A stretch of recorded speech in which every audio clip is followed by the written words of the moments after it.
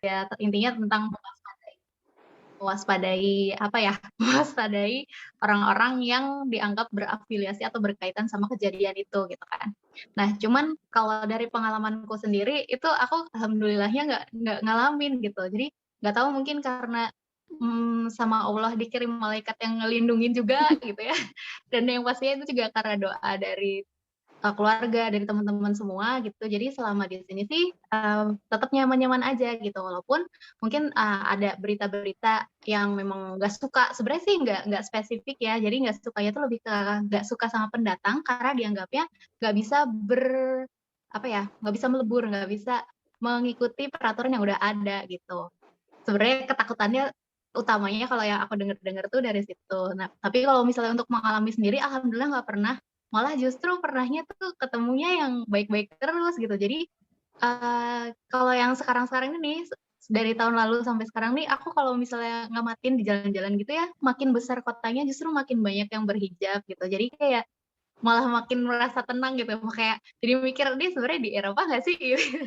Karena kayak banyak banget gitu, jadi tinggal jalan dikit nanti ketemu papasan, jalan dikit nanti, ada yang berjilbab yang lain gitu. Jadi alhamdulillah sih udah banyak penerimaan gitu ya, maksudnya udah lebih diterima, walaupun mungkin isu-isu yang digembar-gemborkannya heboh gitu, tapi ketika dijalani selama ini itu alhamdulillahnya baik-baik aja gitu. Entah karena memang rezekinya gitu ya, ada perlindungan Allah atau emang udah lebih terbuka juga mungkin karena ada, ya itu kemajuan era digital, selain menyampaikan ada berita-berita yang macam-macam dengan lebih cepat gitu ya, tapi informasi kebaikannya itu juga jadi banyak tersebar juga gitu. Jadi mungkin orang kalau misalnya penasaran Islam itu apa gitu, tinggal googling, tinggal cari di YouTube, bisa dapet gitu jawabannya. Gitu Mbak, kalau pengalaman aku ya, mungkin teman-teman yang tinggalnya walaupun sama-sama di Eropa, tapi di kota lain atau di negara lain mungkin punya pengalaman yang berbeda juga gitu. Tapi alhamdulillahnya kalau dari aku sih nggak mengalami sentimen gimana-gimana sih, gitu. Baik, alhamdulillah. Ya, begitu Mbak Fitria. Ada lagi yang mau disampaikan? Oh, tidak ada, Mbak. Iya, baik. Baik, kita lanjut ke penanya selanjutnya. Di sini di chatbox ya, sudah ada yang bertanya. Ini dari saya Messi Ihsan dari Bukit Tinggi Sumbar. Mau bertanya bagaimana tetap bisa istiqomah. Sebentar chatnya saya besarkan dulu.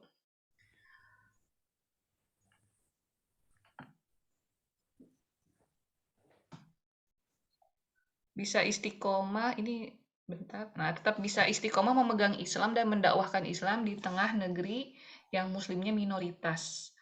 Nah, ini ditujukan ke speaker aja kali ya. Ke siapa yang negeri minoritas? Yang dari Australia, dari Jepang deh, Mbak Erika mungkin. Silakan Mbak Erika. Gimana tadi? Bagaimana tetap istiqomah memegang Islam dan mendakwahkan Islam di tengah negeri yang minoritas muslimnya ya? Iya, baik, jazakillah khair. Alfi ya, Mbak Alfi, pada Alfi.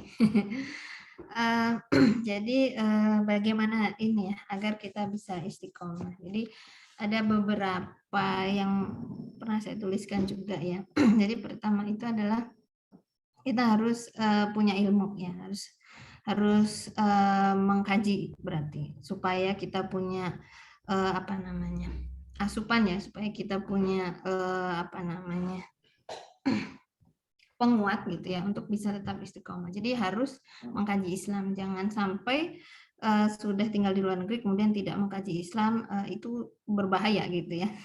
Nanti kita bisa ke bawah dengan apa namanya kebiasaan hidup di sana karena tidak ada yang menjaga kita dengan pemikiran-pemikiran Islam. Jadi yang pertama harus mengkaji Islam. Kemudian yang kedua bergabung atau melebur dengan komunitas Muslim yang ada di sana. Jadi carilah teman-teman atau sahabat yang memang satu satu akidah dan komunitas-komunitasnya. Nah, kalau ada masjid sih memang biasanya di situ pasti ada komunitasnya gitu ya. Atau kalau belum ada masjid mungkin kajian-kajian biasanya kalau mahasiswa itu kan pasti ada ya biasanya kajian-kajian kemudian ibu-ibunya juga. Jadi carilah komunitas atau teman-teman yang memang satu frekuensi dengan kita. Jangan pernah pernah sendirian. Jadi jangan memisahkan diri dari komunitas Muslim, karena kalau sendirian itu ya nanti bisa diterkam serigala gitu ya. Jadi jangan menjauh dari komunitas. Walaupun kita kuat di awalnya gitu ya, lama kelamaan kalau lebih banyak bergaul dengan orang-orang non Muslim gitu ya, itu kita sedikit banyak akan terbawa gitu ya. Jadi memang bergabung dengan komunitas itu menjadi solusi terbaik gitu ya, untuk kita tetap istiqomah ya. Selain kita juga mengkaji gitu. Ya mungkin seperti itu gitu ya tipsnya gitu ya. Kalaupun mau bergaul dengan orang di sana ya nggak masalah gitu ya. Kita bisa mendakwahkan Islam juga gitu. Tapi ya yang untuk jadi sahabat kita ya tentu saja teman seakidah gitu. Ya, jadi karena di luar negeri itu memang apalagi di minoritas Muslim ya, itu kemaksiatan itu sangat difasilitasi. Jadi kalau mau berbuat maksiat itu mudah sekali. Jadi memang harus ada ya komunitas yang bisa menguatkan. Nah ini langsung jawab saja ya Mbak Erika. Pertanyaan selanjutnya ini juga ditujukan ke yang mau di Jepang katanya. Antusias banget sama yang di Jepang, bagaimana menyampaikan Islam ke tetangga-tetangganya nih Mbak Erika. Masih di mute Mbak suaranya. Iya, sebentar. Kalau tetangga, maksudnya tetangga orang Jepang ya? Atau gimana?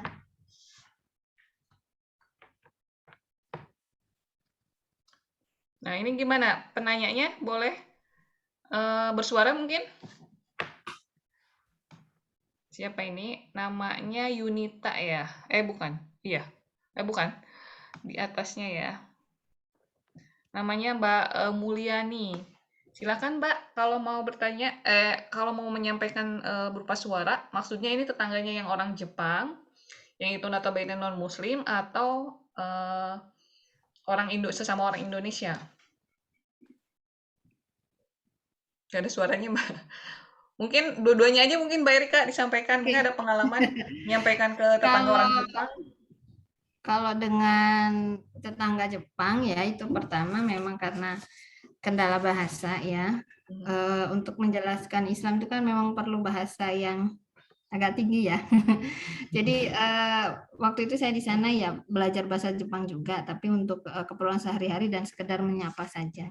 Kalau untuk menjelaskan Islam itu kan perlu bahasa yang tinggi. Orang Jepang sendiri saja tidak semua yang sudah masuk Islam bisa menjelaskan ke teman-temannya gitu ya. Dia perlu belajar lagi karena memang kan bahasanya bukan bahasa sehari-hari.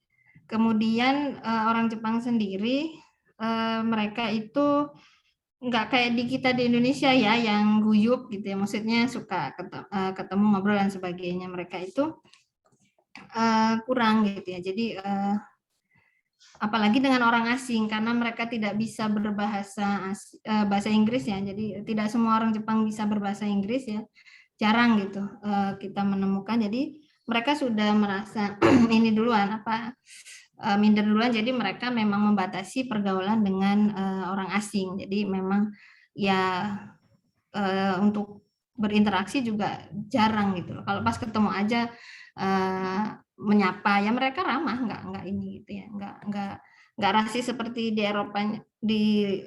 Kalau di Jepang itu rasismenya nggak seberapa karena memang mereka individualis ya, jadi nggak ada urusan gitu. Kita pakai kerudung kayak mana juga ya dia nggak kemudian melihat dari atas ke bawah gitu dengan tatapan sinis ya, enggak ya cuek aja, itu pakai kerudung ya sudah gitu, nggak ada masalah. Jadi memang dakwahnya tidak ini, kecuali yang memang sering datang ke masjid ya. Jadi masjid itu bikin open mosque ya, setiap 1 bulan sekali mengundang orang-orang Jepang untuk mengetahui Islam lebih jauh gitu. Mungkin itu, jadi tidak ke door to door tapi mengundang mereka datang ke masjid, diskusi dan tahu orang Islam tuh sholatnya begini gitu ya. Kemudian aktivitasnya di masjid itu begini. Jadi diundang ke masjid untuk mengetahui Islam lebih jauh. Baik. Ya, Begitu ya, Mbak, ceritanya tentang bagaimana dakwah ke tetangga-tetangganya. Ini masih banyak nih pertanyaan yang ditujukan buat Mbak Erika di Jepang, tapi saya lewat dulu sebentar ya. Kita menuju ke yang lain, yaitu ke ini ya, ke Mbak siapa ini? Yang pertanyaannya ditujukan untuk Mbak Desi Wulansari. Katanya bagaimana nih pengalamannya? Ini dari Mbak Alfi Rusda, asal Padang, mohon maaf. Pertanyaannya disampaikan untuk Mbak Desi, bagaimana sih gambaran singkat situasi saat dentuman bom di Pakistan tersebut, padahal di sana mayoritas Islam. Silakan Mbak Desi, mungkin bisa sekalian memperkenalkan. Ini Mbak Desi penulis lain ya. Ya, Silakan Mbak. baik Mbak Nuri, terima kasih banyak.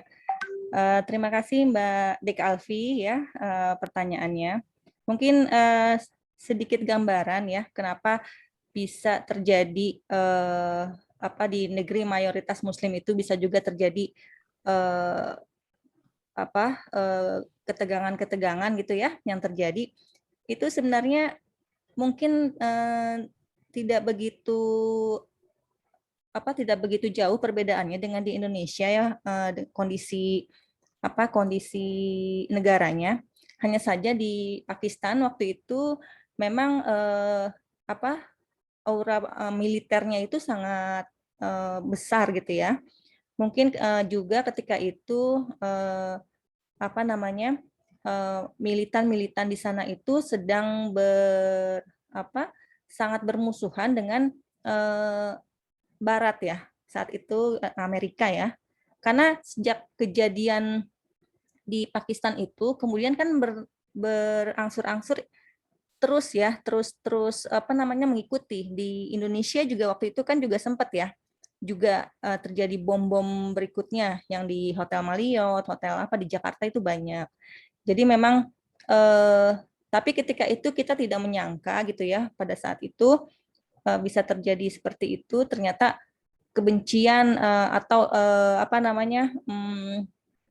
mereka ingin menunjukkan gitu bahwa mereka itu sebenarnya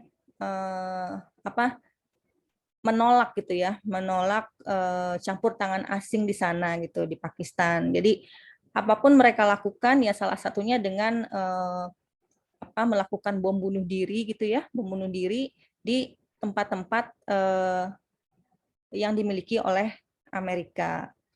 Ya, kalau kita memang pada saat itu berada di sana pasti sangat terkejut ya, tidak menyangka sama sekali akan terjadi seperti itu. Kira-kira begitu gambarannya. Terima kasih Mbak Nuri. Baik, jazakillah khairan katsiran Mbak Desi atas jawabannya. Mudah-mudahan ini tadi Mbak Alfi Rusda mau bertanya kembali atau sudah cukup? Baik. Kalau sudah cukup kita akan ini ya, pertanyaan. Mungkin udah aja dulu Mbak. Suaranya putus-putus ya tadi. Ya. Oh, udah. Terima kasih. Baik, ini pertanyaan banyak ditujukan untuk Mbak Erika nih. Siap-siap Mbak Erika digempur pertanyaan. Ini katanya di sini ya, Masya Allah dengar cuplikan kisah dari para narsum pasti tantangannya luar biasa untuk istiqomah, apalagi untuk berdakwah ya. Nah ini sebelum nanti pertanyaan yang ditujukan ke Mbak Erika, ini ada yang bertanya, mayoritas narsum tadi ke luar negeri itu karena ikut suami. Nah adakah dari penulis lain yang memang dari awal bercita-cita tinggal dan dakwah di luar negeri yang minoritas muslim?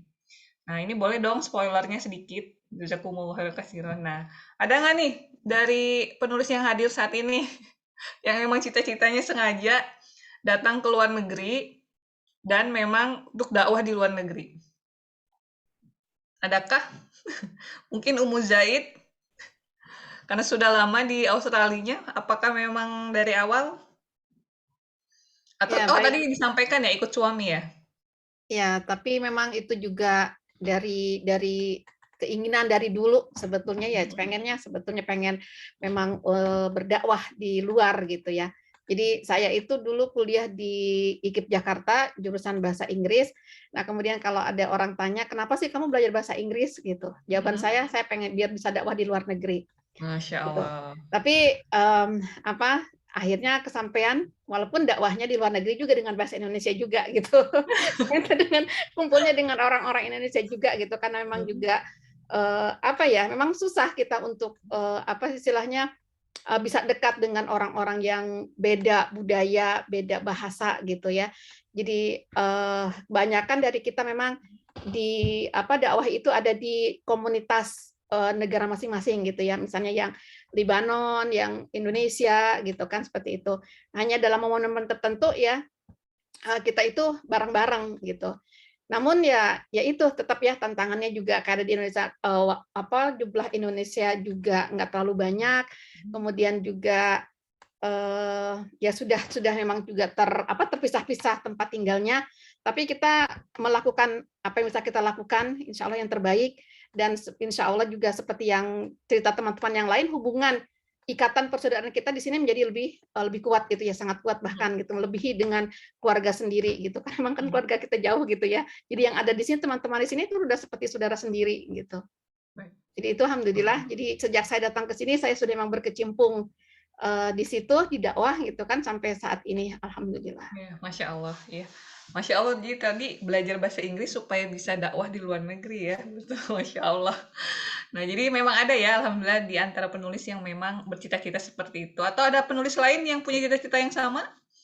Kalau saya jujur, enggak.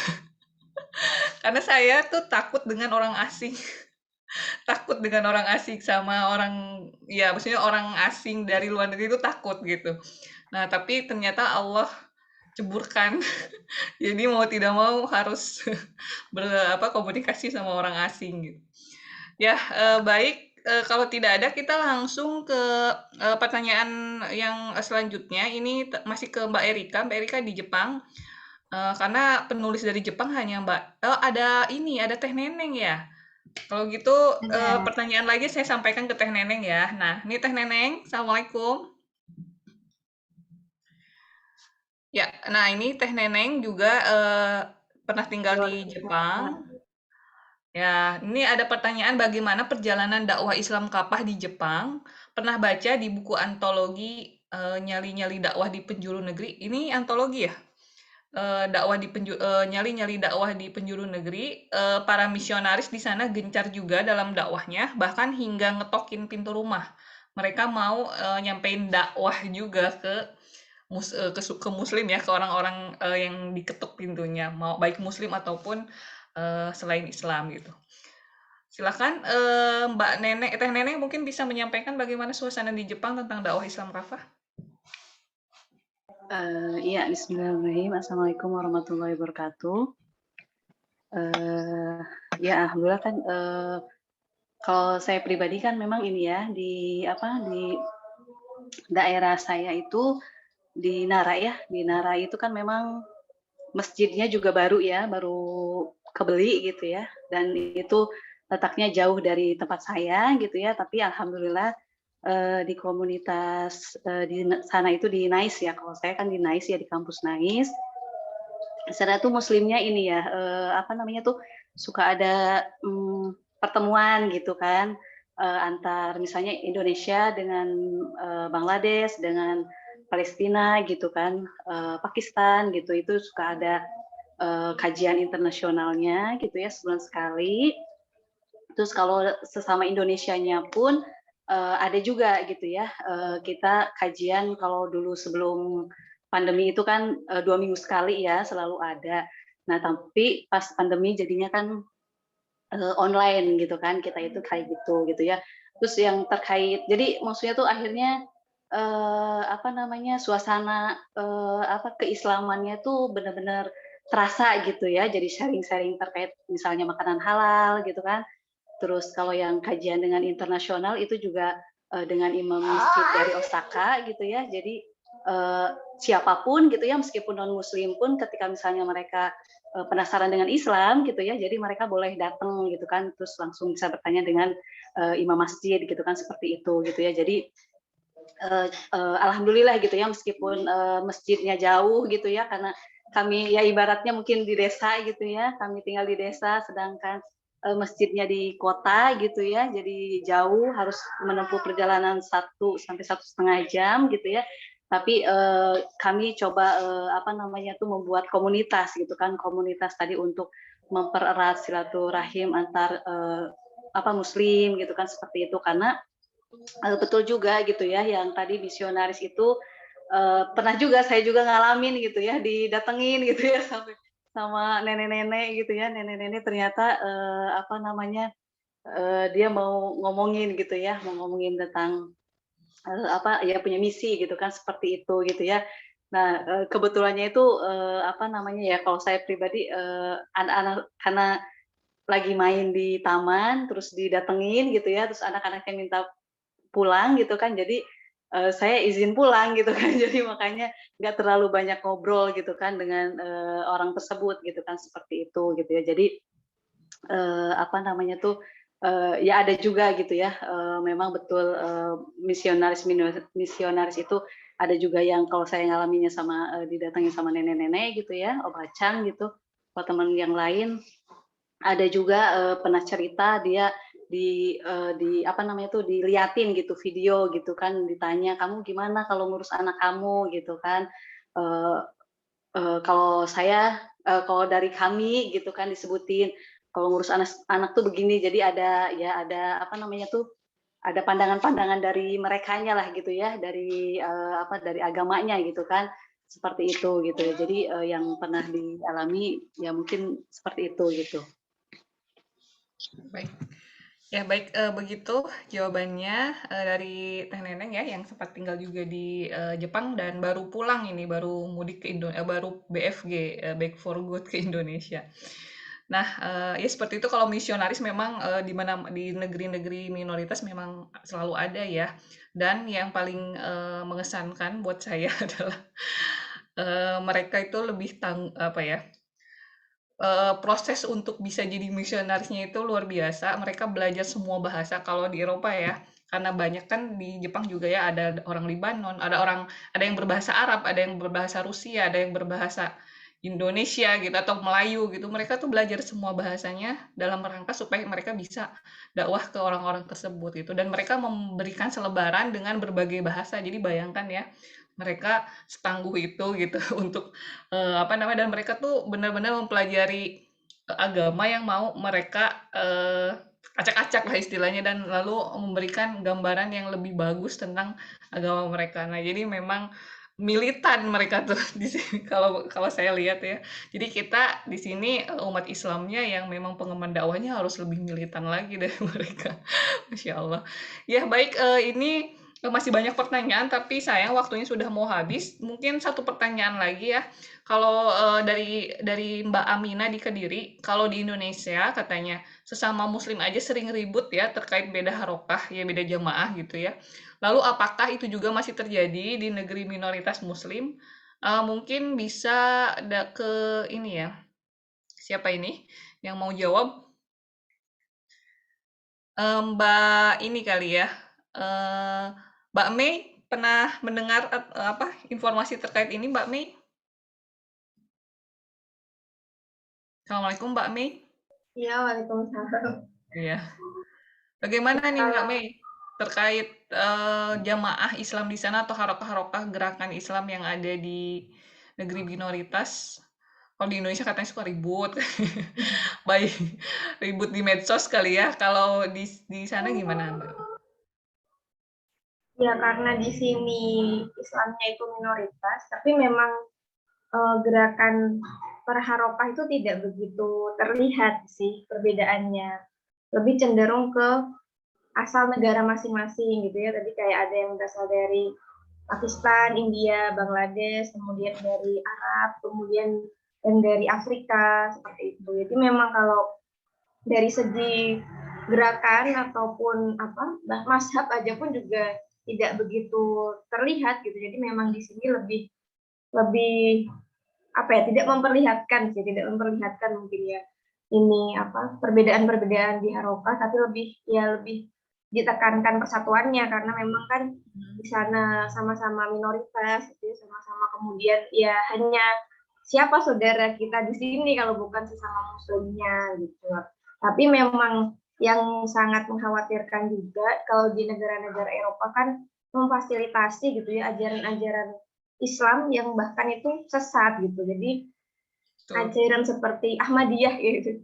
Di Inggris itu banyak masjid-masjid Ahmadiyah gitu yang itu meresahkan juga gitu ajaran-ajaran sesat seperti itu kok difasilitasi di negara Eropa yang itu tadi ya sudah fenomena Islamofobianya itu sudah sangat besar tapi malah justru digambarkan dengan gambaran Islam yang salah gitu, yang keliru, yang itu didukung oleh pemerintah sana. Dan itulah yang kemudian juga mungkin semakin menambah kobaran Islamofobia yang ada di Eropa sana. Gitu. Seperti itu sih mungkin Tanuri ini. Ya, baik. Ya seperti itu ya kurang lebih. Jadi memang kalau runcing perdebatan antar harokah tidak terlalu runcing seperti di Indonesia mungkin ya, karena banyak ya. Kalau di sini kan terbatas gerakan-gerakannya, hanya saja mungkin kalaupun ada mungkin paling individu-individu tertentu saja gitu yang yang melakukannya gitu. Tapi dari segi gerakannya secara besar gerakannya itu cenderung sama-sama jalannya gitu. Karena ya tadi ya kita udah minoritas masa masih ribut gitu. Dan betul tadi yang disampaikan oleh Mbak Diah, Mbak Mei, memang kalau di luar negeri khususnya di negeri-negeri minoritas yang difasilitasi adalah oleh pemerintah. Syiah dan Ahmadiyah itu sangat difasilitasi ya ketika mereka berdakwah di sini gitu. Ya Allah, ini tantangan tersendiri untuk kita. Ya beda tantangannya lah ya di Indonesia dengan di sini. Ya baik, karena waktunya sudah habis, mungkin mohon maaf kepada para peserta yang para muslimah yang masih ingin bertanya. Di sini masih banyak di chatbox, terus mau ada yang bertanya langsung juga. Mohon maaf tapi ini waktunya sudah habis karena masih ada door prize ya dari kita untuk para peserta. Nah, mungkin untuk door prize-nya tanya jawabnya dari Cikgu Asri ya. Halo Cikgu. Dari mbak-mbak yang lain boleh. Oh gitu, baik. Nah, ini tadi Cikgu Asri mau bertanya juga nih, penasaran. Ini dari suhunya mau bertanya. Mau nanya apa ini? Penasaran dari jawaban-jawabannya udah terwakili, tak? Oh iya, oke, alhamdulillah. Ya baik, ini mau ada dari penulis, ada yang mau bertanya nih ke peserta? Kuis. Silakan. Nah, ini nanti ada door prize-nya buat para peserta yang ikutan kuis. Silakan. Ayo, para penulis sudah menyiapkan pertanyaannya?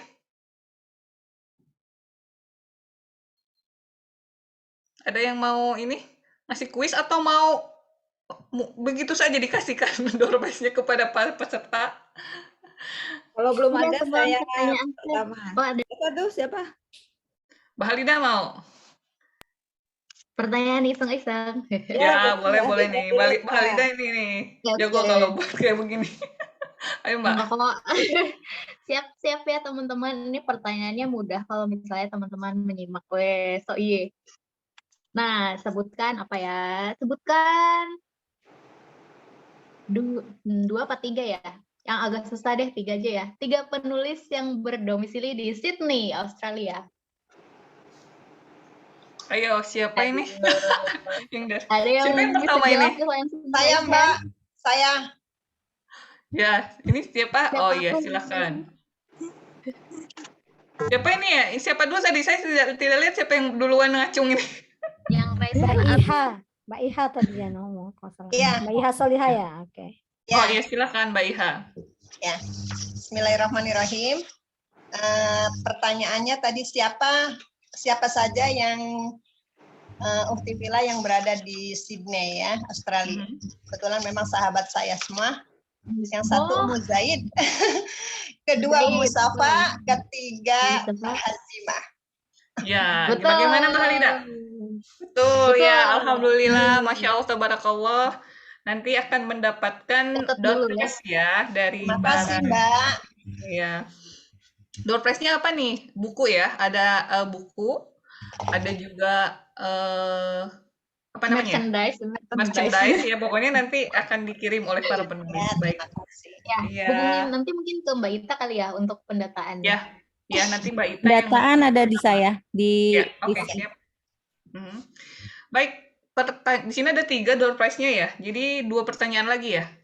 Siapa lagi yang mau bertanya? Ya Ada dong, banyak. saya mau kasih pertanyaan. Surprise ada banyak. 12. Oh, ada 12. Jadi 12 pertanyaan. Makanya cepetan ya. Banyak. Mbak Hazimah tuh mau nanya ini. Ya, saya mau Silakan, nanya. Hazimah. Tolong Jawabannya dilihat dong siapa yang duluan. Semuanya hand-nya ditutup dulu hand-nya. jawabannya silakan di chat, siapa yang paling Chat cepat aja. dia dapat. Baik, Oke? di chat. Yang Baik. paling cepat dan benar. Baik. Paling cepat dan benar aja. Cepat dan benar. Di chat ya. Pertanyaannya adalah sebutkan 5 negara yang ada di buku ini. Cepetan, 5 negara minimal. 5 ya, bukan 1 ya. Negara ya. Jadi bukan langsung kota. tulis kelima-limanya. Wow, ada itu yang udah. Nih, Mbak Yunita. Itu Aduh, udah ada yang 5. Udah Tapi banyak. Mbak ya. Maya Rahma kayak yang pertama sekali Mbak Maya. Yang pertama sekali adalah Saudi, Jepang, 3 cuma 3. Mbak siapa nih? Yunita Kaltara ya? iya, Saudi, Yunita Jerman, Kaltara, Australia, beliau bilang India, Arab Jerman Saudi, lagi? Jerman. Sama, Jerman. Empat Iya, ini. jadi Jerman cuma lagi. 4. Oh, Maya Mbak Maya Rahma. berarti. Maya Rahma, Saudi, Jerman, Jepang, Australia, Skotlandia ya, benar ya. Oh. Ya, selamat kepada Mbak Maya Rohmah. Insya Allah ya, datanya sudah ada di Mbak Ita. Baik, ini pertanyaan lagi. Silakan, siapa yang mau bertanya lagi? Masih ada katanya ada 12 nih, Masya Allah. Ayo, siapa lagi? Saya ada Mbak pertanyaan, gampang banget. Silakan di chat. Silakan, di chat ya. Ya, Belum, siapa belum. cepat dia dapat. Udah Ya. siap ya? Berapa total penulis di buku antologi Jejak Muslimah di Penjuru Dunia? Langsung dapat Coirin Fitri. Berapa? 16 kan jawabannya? 16. Mbak Coirin Fitri. Oh iya, Mbak Khairin Fitri ada 16. Ya. Selamat kepada Barakallah Mbak Khairin Fitri. Oke. Iya, oke. Ada lagi? Ini baru berapa ya? Baru 3 ya? Baru 4. Baru 4. Baru 3. Baru 3. Oh, 3. Oh, 3. Baik, tuh masih banyak. Obrol. Tenang, masih banyak. Ayo, siapa lagi penulis yang mau bertanya? Aku mau buat pertanyaan ya. Silakan. Ya. Siapa nama host kita hari ini? Pembawa acara kita hari ini. Silakan. Siapa tuh yang paling pertama? Sebagai bocoran hostnya lagi milad nih kayaknya ya. Masya Allah, Mbak Alida kok tahu sih? Ini Nama lengkap namanya kali ya. Nama lengkap kali ya. Nama lengkapnya ya. Nama lengkapnya. Ya, ini siapa yang pertama? Itu udah ada ya, tapi udah dapat. Oh, ini nih ada. Nur Arafah ya? Ya. Jaksel Jagakarsa. Siapa Ya, nih? Mbak Nur Arafah yang menang. Nur Arafah. Oke. Ya, Selamat Mbak Nur Arafah. Datanya sudah ada ya di Mbak Ita. Kalau belum ada silahkan dikirimkan ke Mbak Ita.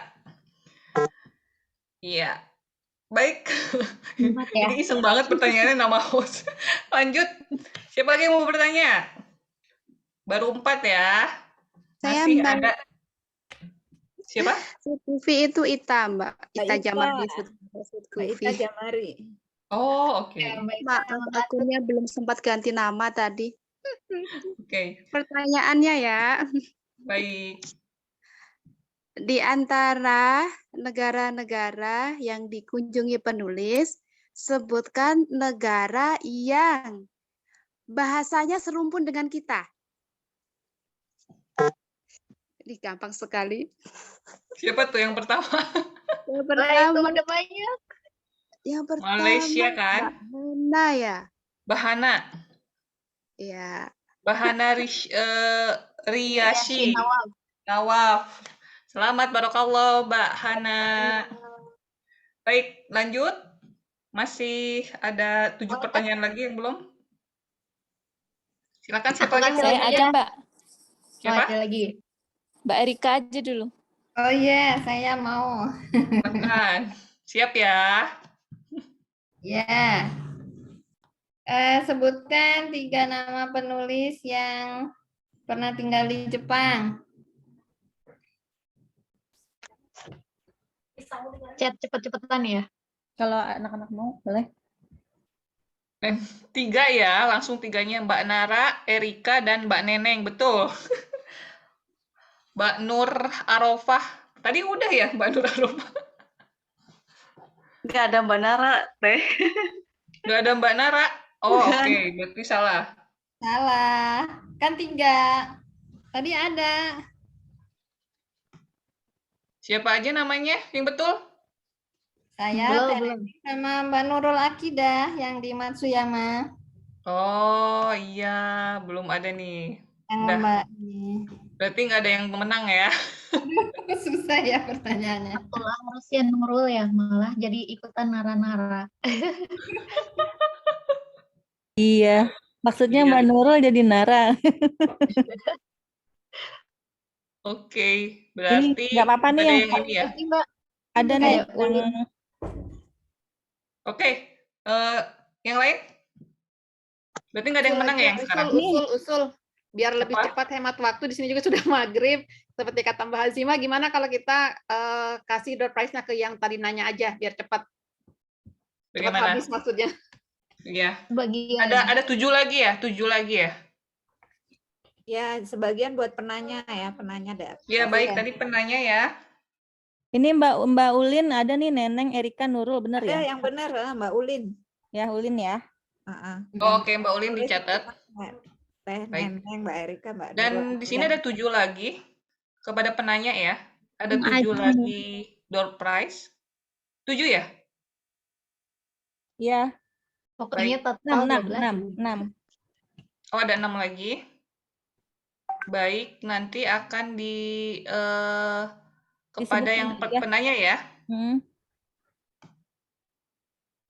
Tapi Tapi di sini penanya ada Mbak Messi. Ya, selamat Mbak Messi. Dapat door prize lagi. Bisa dicatat mungkin Mbak Messi Ihsan, ada Ya. Mbak Mulyanin. Lalu ada Mbak Yunita Kaltara. Penanya tadi ada Ulfah Umumizan. Dan juga ada Alfi Rusda. Dan ada Salis F. Rohman dan Aminah Kediri. Ya, sudah mungkin itu yang dapat ya, penanya awal-awal kan? Baik. ini Tadi kelebihan Mbak ya? Ika udah dapat ya tadi kan? Kelebihan 1. Oh, kelebihan 1. Mbak Setelah Salis, virus dah siapa? Mbak Salis ya? Salis apa tuh? Ini. Iya, nggak apa-apa. Yang kelebihan 1 tetap dapat. Nanti ditambah aja door prize-nya. Oh, Ya, baik, siap. Siapa namanya Mbak Nuri? Tolong diulang.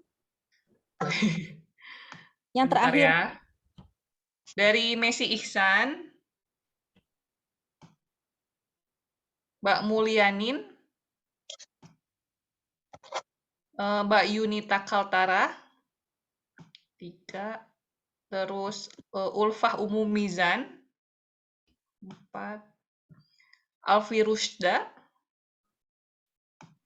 dan tadi Salis F. Rohman. Satu lagi Mbak. Satu lagi Aminah Kediri. Oke, selesai. Ya, baik. Kita sudah ada di penghujung acara dan mohon maaf melebihi akad yang ditentukan. Alhamdulillahirrabbilalamin, seluruh rangkaian acara sudah selesai dilaksanakan. Jazakumullah khairan katsiran kepada para peserta yang hadir pada hari ini, dan juga jazakumullah khairan katsiran kepada para penulis yang sudah menyempatkan waktunya untuk hadir juga di acara ini. Dan insya Allah bertemu lagi di forum lekturasi yang ke-7 ya Cikgu, di bulan depan yang tadi ya, dengan buku dengan tema yang lain, buku-buku yang lain yang tadi sudah disampaikan ya, antologi yang lain tentang cerita muslimah di saat wabah gitu. Mudah-mudahan kita bisa berjumpa lagi, dan mohon maaf kepada saya mewakili seluruh panitia, mohon maaf atas kekurangan dan kesalahan selama acara berlangsung, dan saya juga mohon maaf apabila ada kekurangan dan kesalahan dari saya selama memandu acara. Kita tutup saja forum ini dengan bacaan istighfar, hamdalah, dan doa majelis. Astagfirullahaladzim, astagfirullahaladzim, astagfirullahaladzim. Subhanakallahumma wa bihamdika asyhadu an la ilaha illa anta astaghfiruka wa atubu ilaih. Alhamdulillahirabbil alamin. Wassalamualaikum warahmatullahi wabarakatuh. Waalaikumsalam warahmatullahi wabarakatuh. Assalamualaikum semuanya. Makasih Bu Zaid, Mbak Hazima, Mbak Sri. Sampai ketemu lagi, insya-Allah. Izin live ya Ibu ya. Ya, Mbak. Amin. Terima kasih Cigu Asri. Ya, sama-sama Mbak Nuri. Terima kasih.